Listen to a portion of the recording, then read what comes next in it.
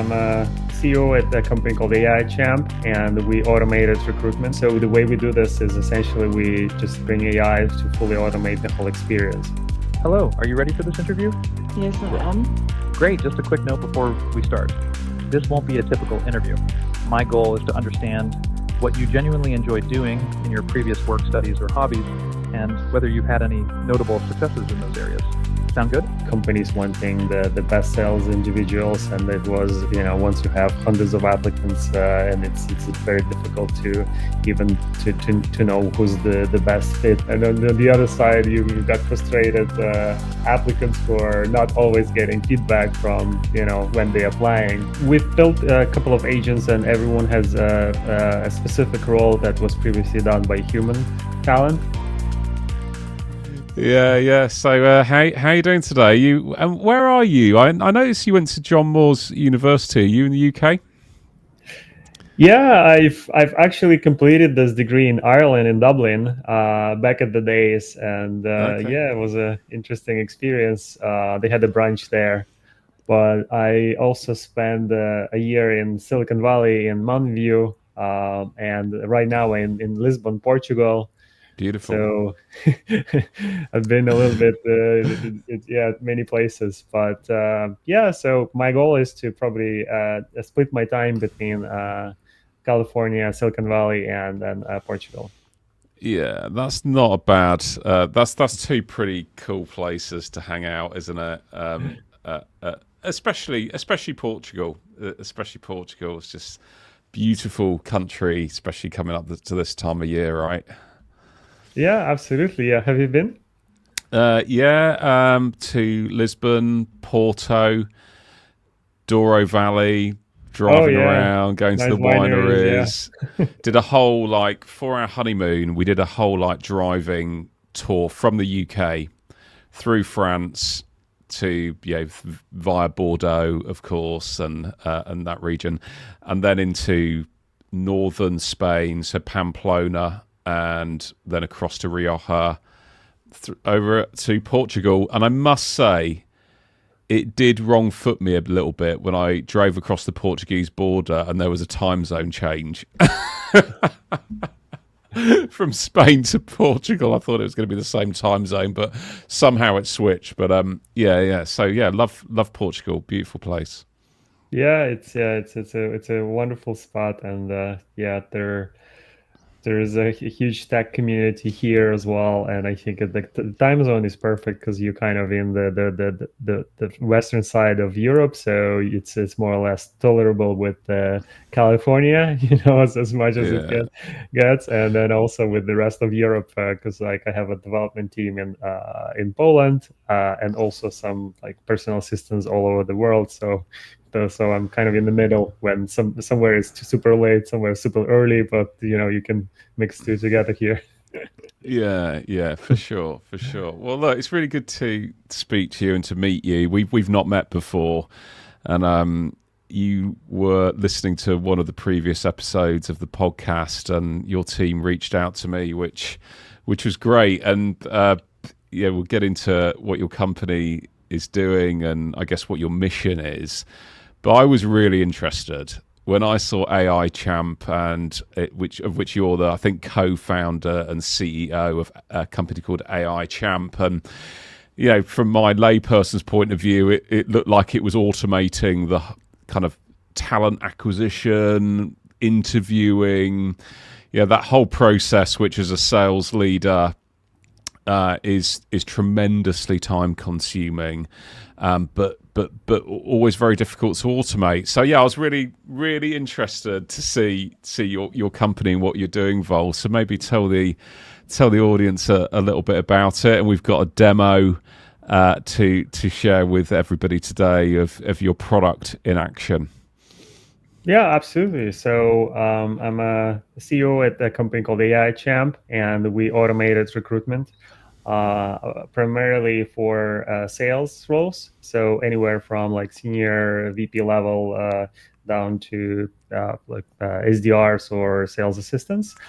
So the way we do this is essentially we just bring AI to fully automate the whole experience, where traditionally from one side, companies wanting the best sales individuals, and it was, once you have hundreds of applicants, and it's very difficult to even to know who's the best fit, and or if you don't have enough candidates, you need to figure out, okay, how do I get somebody to apply to my role? And then on the other side, you've got frustrated applicants who are not always getting feedback from, when they're applying. Typically they're just getting yes or no if they're lucky. So we decided to make the process a lot easier for everybody. So AI is essentially can have interview with you anytime, day or night, from one side, and it can give you immediate feedback. You can basically see, okay, have I scored really well, or are there some things that aren't totally, missing, and there's no, you need to spend more time on some some extra skills. And then from the other side, also from the companies, there's always cases when you hop on a call and it's a difficult, frustrating process with if the candidate isn't right fit, and then what's going to happen. So AI can pretty much identify it, and and in terms of even the whole recruitment, typically you need to have a senior person to do interview well, but that frankly it never happens because HR typically is extremely difficult to find somebody who's really good at sales, because if they're good at sales, they probably should be selling. But for HR, it's they need to have the special talent to ask the right questions, because it's not about just how many years of experience the person had, but who they were selling to and what sort of market is it, like mid-market or enterprise or SMB, or like what was the ideal customer profile that they were selling to. And it's something that humans struggle with, because you need really experienced HR person to conduct these interviews, and that very expensive, and that doesn't always happen. So that's why we brought AI to help out. Yeah, that's really interesting. I think everybody listening to this would recognize that there's a clear problem statement. And it's interesting, actually, because I was thinking about the problem statement as an interviewer, because obviously I've just had to interview a whole bunch of people over my career. But actually, what you said there is it's also a really poor experience often on the other side for the interviewee. They don't get any feedback. They don't have the right person interviewing them. And so you've got problem statements on both sides. And I guess automating that, and you have some AI agents, don't you? Let me just share an image for anybody who's watching on YouTube. You've introduced these AI agents, but talk us through how you're using these AI agents, and then we'll get on to playing the demo. What was your kind of approach to automating, this quite complicated process? Yeah, absolutely. So we've built a couple of agents, and everyone has a specific role that was previously done by human talent. So the talent deployment agent is there to basically to serve companies who are looking to hire somebody. So he's already has a pipeline available, and understanding what sort of candidates that are the best fit for each company. So you can call Hunter anytime, day or night. So, and then I'll ask specific questions from one side. Then the next one, we can start with Onyx, because Hunter passes information to Onyx, who's basically a sourcing agent, which is automatically does the reach out. So we've built partially. Onyx is not fully built yet, but the part that is basically with Onyx right now is reaching out to the existing applicants and seeing which ones are the right fit. And then we also adding a feature of like reaching out to those who are open to sales roles, and then to proactively and then onboard the applicants. So then once Onyx has built the pipeline for candidates, then Aria conducts interviews, and as simple as that, where you could you have a conversation with who, or she asks specific questions, and then this is just an example of agents where we can build interviewers as well, not just Aria, but other agents. And depending on the ICP or the client needs, we can extend the team. So when previously you had to extend your team of HR, now it's just your agents. So let's say if one has to interview for a senior executive role and the other one is mid-market or more like as assistant, there's going to be different agent interviewing and asking specific questions that are only relevant to the role which you are looking to hire for. Yeah. Okay. So you've got 3 principal agents, and I guess the ability to create more. One agent is kind of there as a useful 24/7 contact point, by the sounds of things, and then you've got a sourcing agent, which is going out through, I guess, social media, job ads, boards, whatever it might be, actually trying to source the right talent. And then into Aria, who's an agent that actually conducts the interviews with the candidates. And I guess all of that is then configurable dependent on who your end customer is and what their needs are, is it? Yeah, exactly. So every point is configurable, and then we try to systematize it because ideally, so we don't focus on adding unique configurations, but in terms of the interviewing agent, and that's fully configurable in terms of even adding persona based on a specific LinkedIn profile.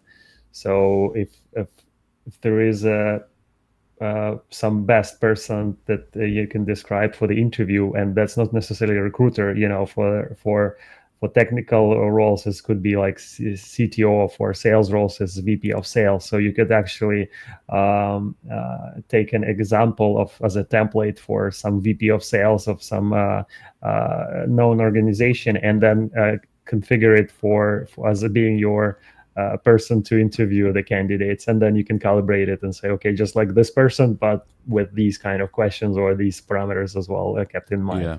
And that's what's already available. Interesting. Yeah. Okay. So shall we play a part of the recording that you sent me of an interview actually taking place? And I was very surprised when I heard this. But let's play it, and then we'll maybe give a little bit of a reaction, and because you do kind of have to get your head around it, don't you? But it's just quite strange that it's an actual AI talking, not a real human.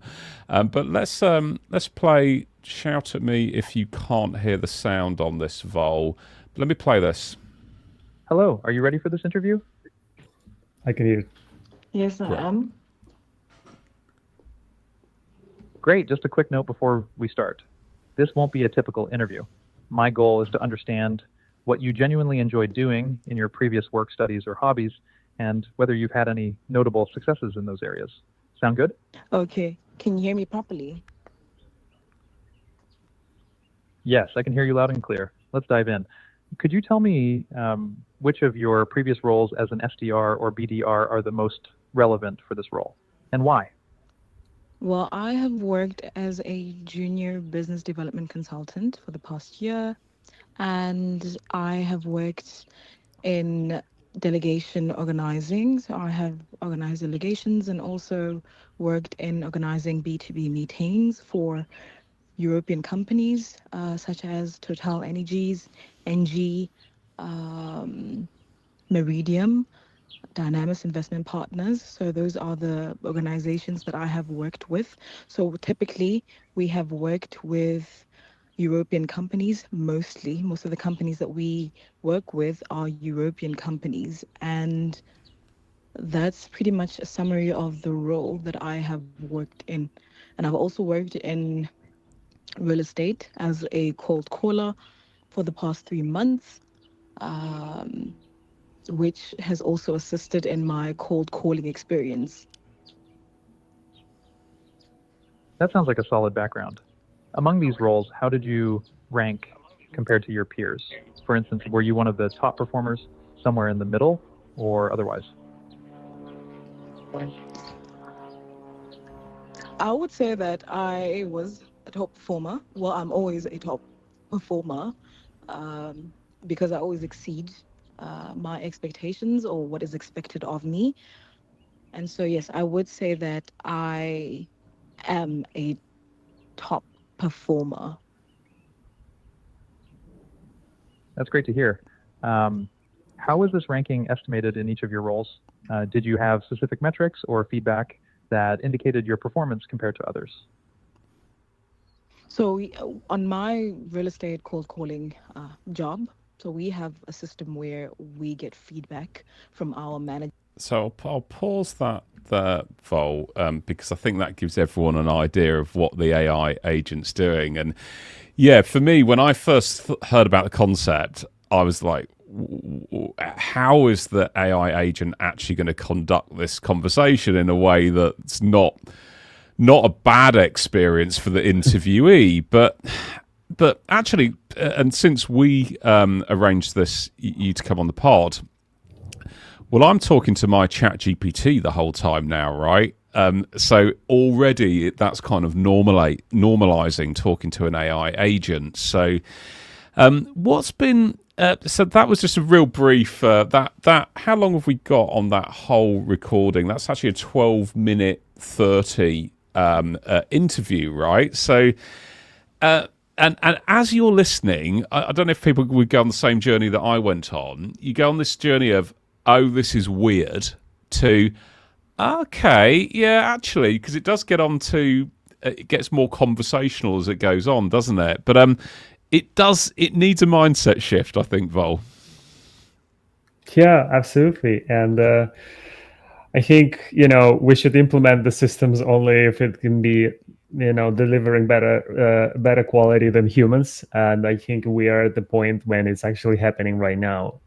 So, with the short blurb, obviously we haven't heard the conversation fully, but I can add on in terms of what AI thinks. When the prospect responding, "Oh, I was the top closer," but it's still not clear. Is it top among 5 people or 3 people, or is it top 10% or top 1%? So if there's further conversation, it can actually dig deeper and understanding that, okay, the question has not been answered in the way how you see it, and then it can ask follow-on questions, and that's what we call intelligence, to be able to assess the candidate and then to intelligently figure out whether this is the right candidate for each role.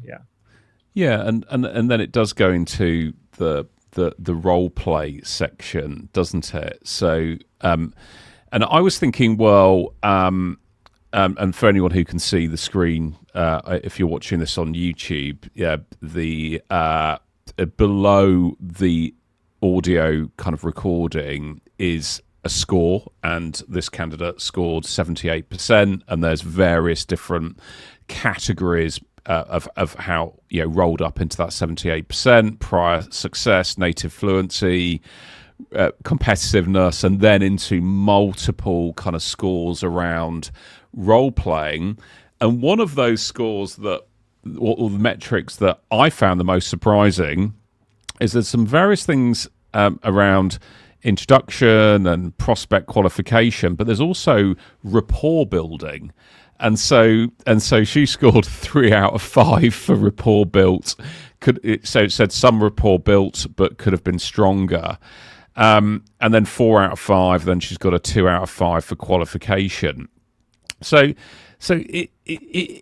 that's the part that I thought, well, the AI can kind of give you metrics, but what about the personality of the person?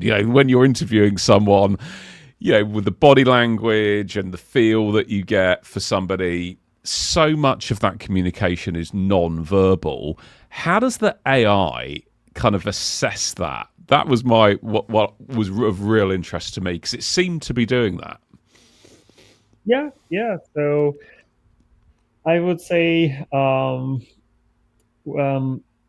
previously the way the voice transition worked, we actually transcribe the voice and then analyze it. But right now we can actually understand also in terms of like the level of how the things were said as well, and assess that, and that as well impacted. So it's totally different level of like understanding the conversation. Yeah, so it's analyzing tone. Would you say it's analyzing tone of voice as well as the words that are being spoken? Yeah, exactly. Yeah. So okay. it's essentially it's analyzing not just a tone of it basically, yeah, it understands whether you can say yes, I agree in a tone which is not agreeable, like yes, I agree, and in a way that you're like, oh, this doesn't look like it. Yeah, so it can do a level of analysis of the underpinning emotion and how that's being expressed by the voice that it's hearing. Exactly. So this is still like in like alpha mode, like emotion detection, but I would give it a half a year, probably sooner than we're gonna get this feature working. But yeah, that's already in testing, and we also testing this right now. Right. Okay. Now that's interesting, isn't it? Because I guess your technology is just going to get better and better the more it trains. The more you do, the more training data ultimately you get right. So maybe we should touch a little bit on the technology, and there's also a piece around privacy here that I was thinking about. What if I was going to implement this in my company? What would I be thinking about? And I was thinking about, well, what's the experience for the interviewee going to be like? Am I making this off-putting? That was my concern before I listened. And actually, when I'd listened to it, I was kind of like, actually, maybe some of the interviewees would rather speak to an AI agent. What's your perspective on that? Is it off-putting at all? Yeah. So I mean, it could be off-putting in terms of if you are, if you're not getting the same, experience. If you're getting better experience, so let's say if you can call and conduct interview anytime, day or night, it sounds like better option than trying to schedule a call with somebody. And then in terms of the privacy, I mean, it's the same thing as speaking with another person. Like, does it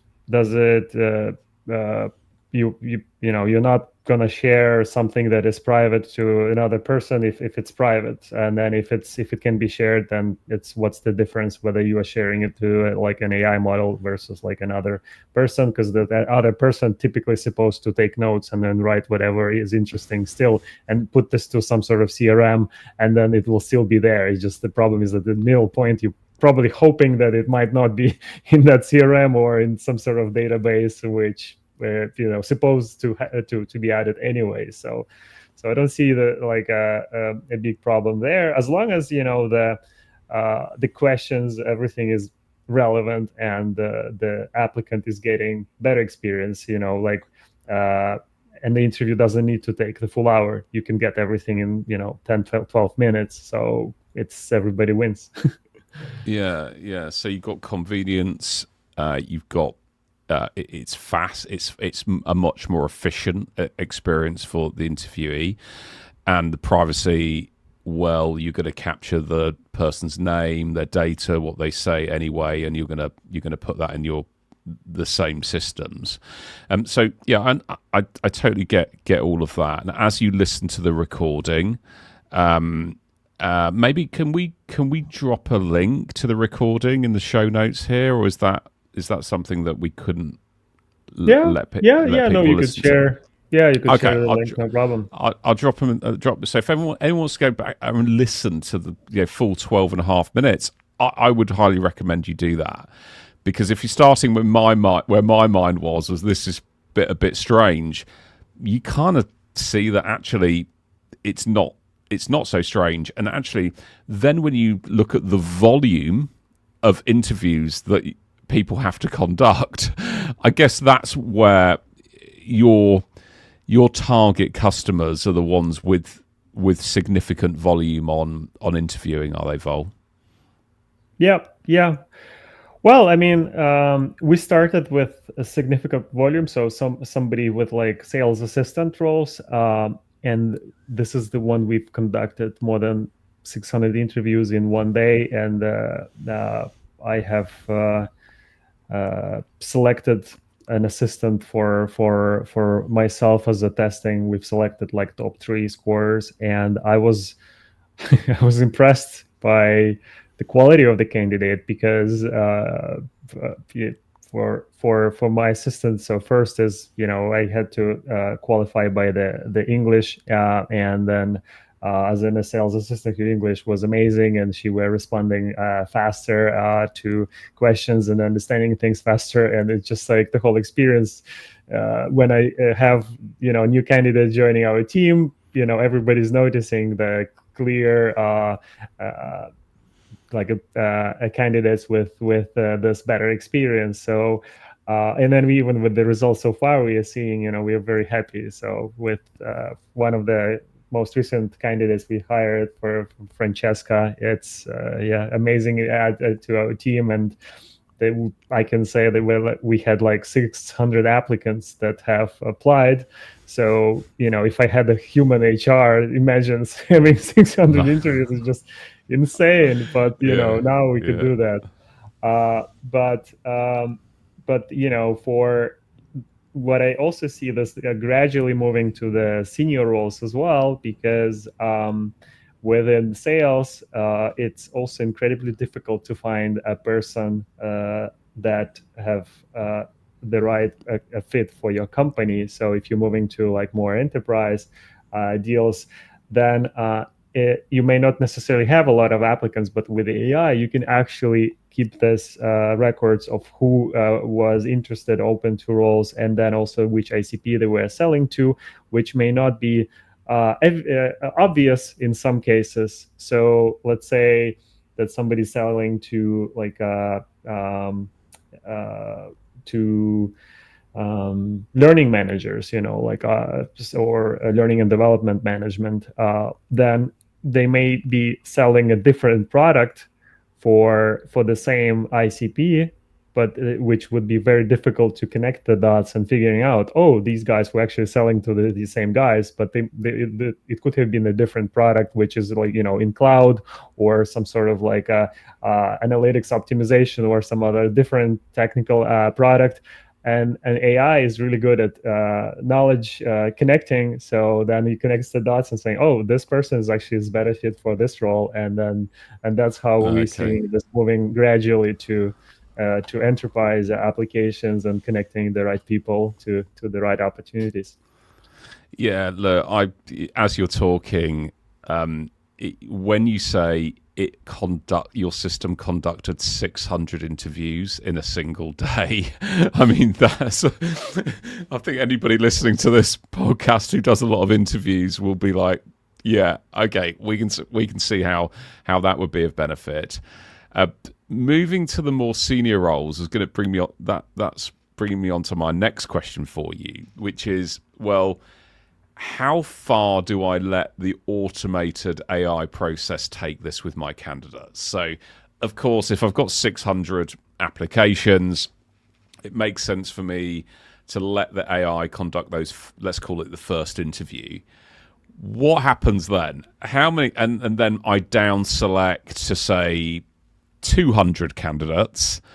And at what point do I say as a business owner, hey, hang on a second, the AI's done this far enough. I'm about to make a very expensive hiring decision here, which if I get it wrong, costs me so much in time with the wrong hire. We all know that that's the real cost of poor hiring decisions. What point do your customers say, no, Vol, we'll take the reins from here. We're going to do this in person, human to human? Yeah, so I would say that this will be the final decision. So typically, what happens is first we have like a pre-qualification form. So there's no need for everybody to hop on an interview. So there's some specific things, for example, like location or a specific minimum experience. That if there is no match, then there's no need for even spending time for the applicants for that AI interview. So we first select the right candidates, then they're hopping on this interview, then they're being scored according to the parameters that you can basically like a scorecard. So you could specify what's important. So whether it's previous experience in specific field, or the types of deals where you are closing, or all your ranking amongst other peers, or all of those three things combined. And then we're going to see the score of each candidate. And then so essentially the company who's looking to hire, they just need all they need to do is just spend like a couple of minutes per each applicant, just overlooking the interview on specific questions that they're interested in, just hearing their voice in general, anything specific that they filled in, like their location or any other unique parameters that they feel are important for them. And so it's essentially the decision could be instant, immediate. So you can just even trust AI and just say, oh, look, this guy has scored the highest according to what I was looking for. So there's no even point to to look at any candidate. You just, okay, let's just get this guy, and move forward. Well, wow. I think I would need to see that process in action to kind of get to the point where we're actually going to make the final hiring decision off this. I can see your point though, and it does drive your customer to be much clearer on what they're hiring for and what the categories are for their hiring decision. So I can see that that's going to drive probably the right behavior on the company's side who's hiring. I guess you could get to a point. Where the the AI makes the decision for you, and then you guess what? You have a new employee. But I think I'd need to see a little bit more before I could see that. But that probably then leads on to, well, what different types of roles and what different types of end customers are you seeing the most interest from? Times of size, maybe nature and market sector. Yeah. So the most interest we're seeing for like an early companies who do not necessarily have an HR, and they just can't afford it yet. So they just early, and they can't spend 20 hours, for 20 interviews just to figure out for their next best hire. So because those companies who have already, invested in the HR team, obviously they will be a little bit behind, because what do we do with their existing HR team? So they obviously still have the process set up, everything works. So why should you change it? So they will have less need in the immediate transition. But for the early companies, it's a no-brainer, because like you've got two options. You can have AI to do this faster, cheaper, quicker. You get your your next best hire, or you need to hire somebody trained, ensure that they ask the right questions, and conduct gazillions of interviews. Or the third option, we want to do it yourself. Fine, you can spend 20 hours each week conducting 20 interviews, or so those are like three options. And so far the obvious choice is for the early stage companies, without HR team yet, and they may not necessarily need one in the future because it's just a lot more efficient to have AI help you out. Yeah, I can understand that Vol, and I heard a couple of weeks ago that I think in Silicon Valley, new starter businesses are able to start with 50% less actual paid resource than previously, which for startups is just huge, isn't it? It just means you don't need so much funding. I totally get the lost opportunity cost of spending time as a founder interviewing and avoiding the need to. It's all about time to being effective, isn't it, in your business? So, look, Vol, I think that's really interesting. It's opened my eyes. I wasn't aware of this kind of use case for AI. I don't doubt that it's going to get better and better. Where do people find you, Vol, if they want to reach out and start a conversation with you and learn a little bit more about what you guys do? Yeah, absolutely. Just hop on AIChamp.com, and then you can shoot me a quick email as well. It's vol@AIChamp.com, and I'm happy to share and to demonstrate how it works in action. And looking forward to connecting with everyone who's interested in the space. Yeah, look, I think it's really interesting. We'll put the links of how to contact Vol and his team in the show notes. We'll drop the that demo that we played, just a 2.5 minutes of. Listen to the full 12.5 minutes. Listen to the role play. It's really interesting. At some points you think, is there a bit too much delay? And then all of a sudden it kicks in and it's absolutely fine. So, given where AI is, I can see that this is just going to get better and better, and I totally get the problem statements that you guys are solving for, Vol. So, look, thanks for coming on the podcast. It's been great meeting you, and you enjoy Lisbon, and let's catch up again soon, hey? Yeah, likewise, Ben. Thanks so much for inviting me over.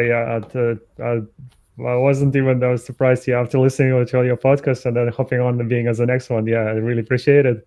So it's great experience as well. So yeah, looking forward to connecting soon as well. Yeah, brilliant. Okay, thanks so much, Vol. See you soon. Thank you very much. Thank you. Bye-bye. Bye-bye. Bye-bye. Bye-bye.